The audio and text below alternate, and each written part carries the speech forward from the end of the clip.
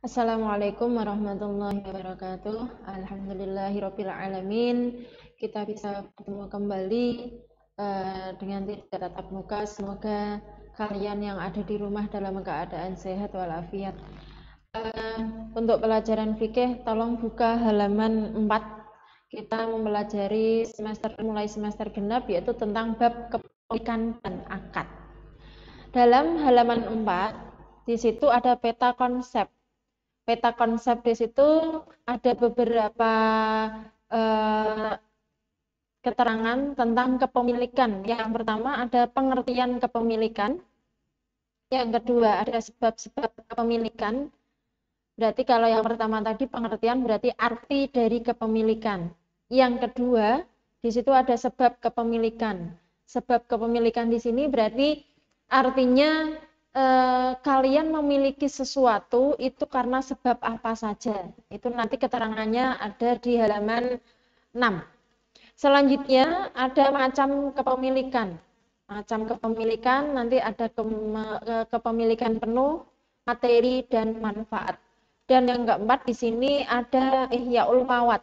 Ihyaul mawad di sini sebenarnya masuk dalam sebab kepemilikan. Tapi yang ada di LKS ada keterangannya sendiri. Selanjutnya yang terakhir ada halafiyah. Halafiyah juga termasuk dalam sebab kepemilikan. Ya. Halafiyah berarti sebab kepemilikan, sebab kalian memiliki barang itu karena sebab warisan.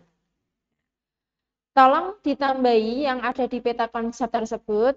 Biasanya kalau kita tatap muka, ya saya buat di papan tulisan ada rangkumannya di situ. Nah, ditambahi yang ada di peta konsep hukum kepemilikan, hukum mempertahankan kepemilikan dan dasar hukumnya.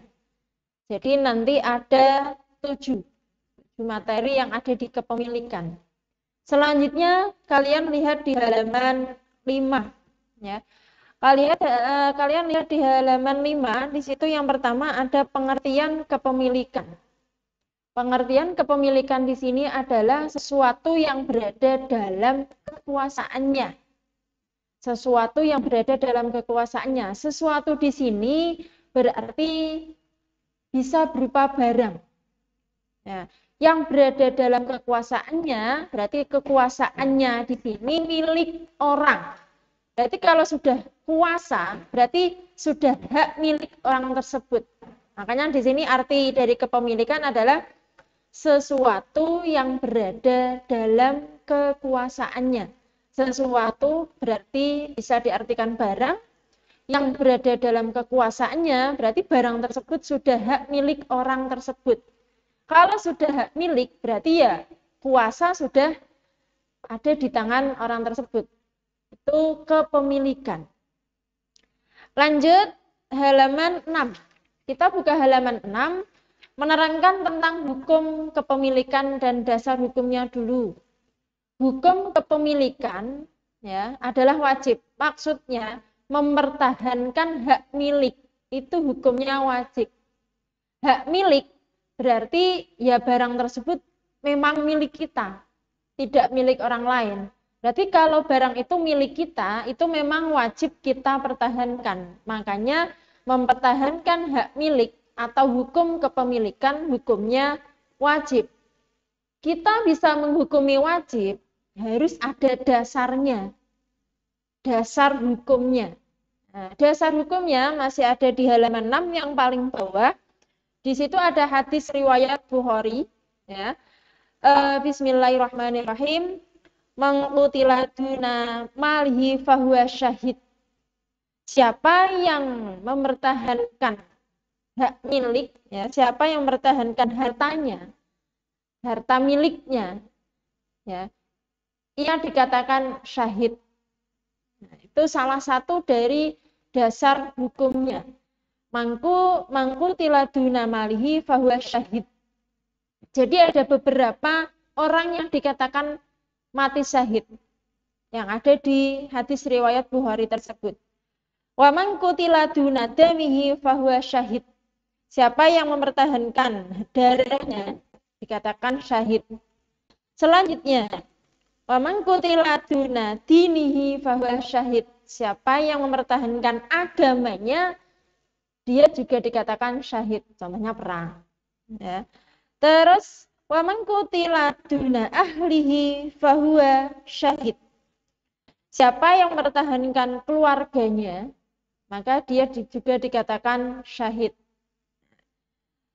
Ya, itu ada beberapa orang yang dikatakan syahid, tapi inti dari dasar hukum kepemilikan ada di yang paling atas. Wa man qutila duna malihi fahuwa syahid. Siapa yang mempertahankan hartanya, maka dia dikatakan syahid. Contoh, misal ada perampokan, ada pencurian yang terjadi di kalian. Ya, semoga tidak. Tetangga kalian. Ya, tetangganya itu ya memang motornya miliknya sendiri. Dia mempertahankan hartanya tersebut sampai akhirnya meninggal, ya bisa dikatakan syahid. Tapi juga ya melihat amal-amalnya sebelumnya. Terus semua orang ketika mempertahankan hartanya syahid. Itu nanti butuh keterangan kembali. Ya, itu dasar hukumnya. Selanjutnya, yang ketiga tadi di halaman 4, ada sebab kepemilikan. Sebab seseorang memiliki barang. Ada 5. Yang pertama adalah ihrozul mubahat. Ihrozul mubahat di sini artinya umum. Berarti kalian memiliki barang karena barang itu umum. Contoh, jalan raya, siapapun boleh melewatinya. Pasar, siapapun boleh masuk. Itu namanya ihrozul mubahat. Sebab yang kedua adalah bil ukut. Karena akad, jual beli, sewa menyewa, pinjam meminjam. Itu karena akad, ada akadnya. Saya beli ini, saya pinjam ini. Nah, itu karena akad, ada perkataan antara jual atau beli atau sewa menyewa. Yang ketiga, di sini ada halafiyah atau halafiyah yang tadi saya sudah menerangkan. Jadi seseorang memiliki barang itu bisa dari warisan. Bisa dari warisan. Itu yang namanya halafiyah. Terus selanjutnya ada tawadhu mim mamluk. Tawadhu mim mamluk itu artinya perkembangbiakan. Contoh, kalian mempunyai 2 ekor kambing, betina dan jantan. Akhirnya punya anak, yaitu namanya kalian sebab memiliki barang karena perkembangbiakan.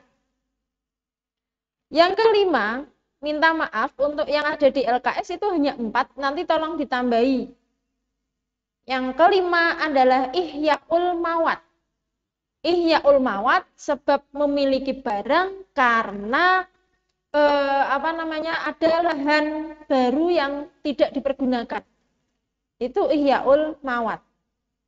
Tapi di sini ihyaul mawat tidak boleh semuanya. Hanya sebagian saja yang boleh untuk ditanami atau manfaatkan.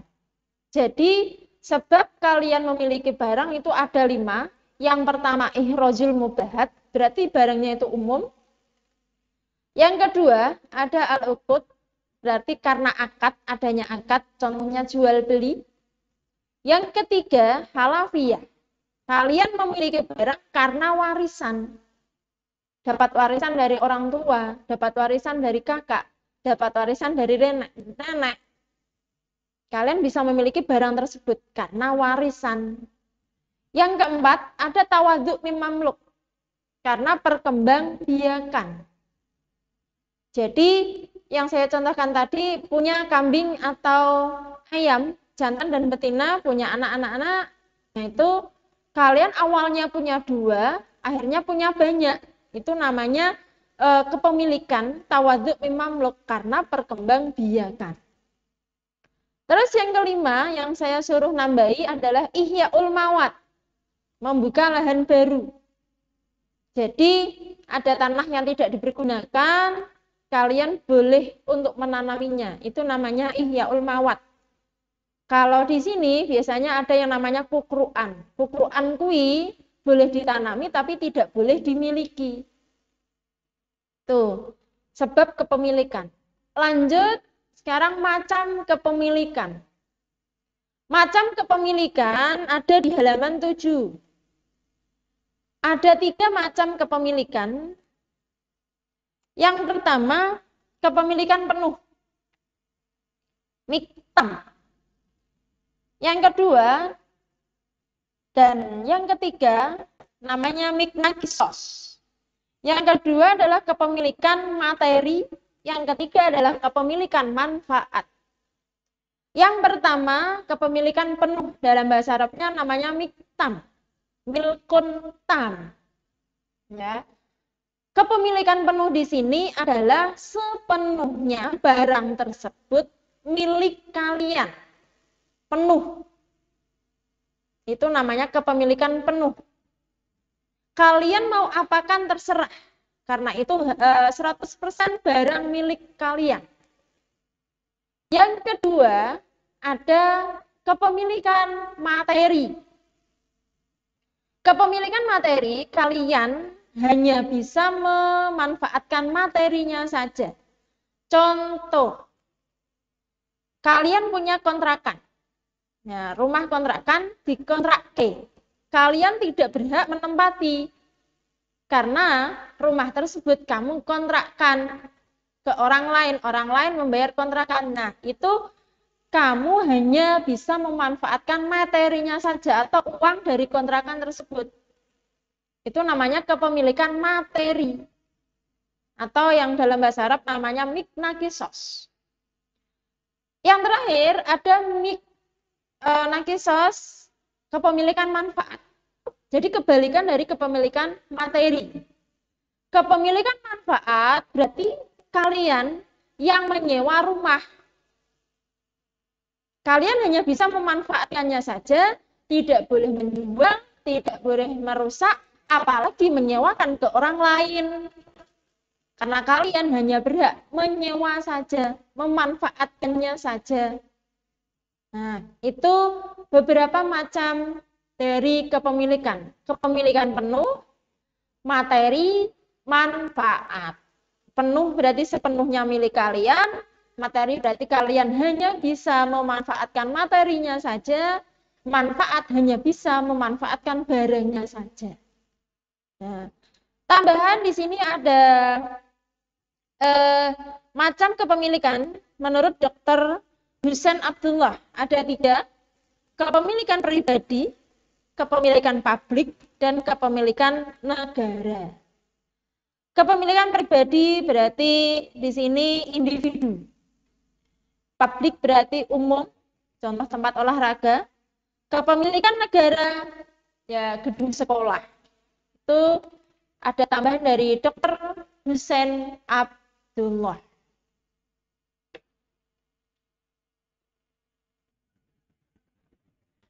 Ya, hanya itu yang bisa saya sampaikan untuk hari ini, untuk kelas 10. Tolong diperhatikan dan dibuka bukunya, jangan malas-malas. Dan untuk tugas kalian, tolong dibuka LKS kalian halaman 12 ya. Nanti dikerjakan, terus biasa ya difoto, dikirimkan ke nomor saya. Nanti saya share ke grup kelas kalian nomor saya. Jadi untuk tugasnya untuk kelas 10 IPA bulan, IPA reguler, dan IPS tugasnya dari fikih adalah halaman 12 nomor 1 sampai 10 ditulis di LKS saja, difoto, nanti tolong dikirimkan ke nomor saya. Terima kasih untuk hari ini.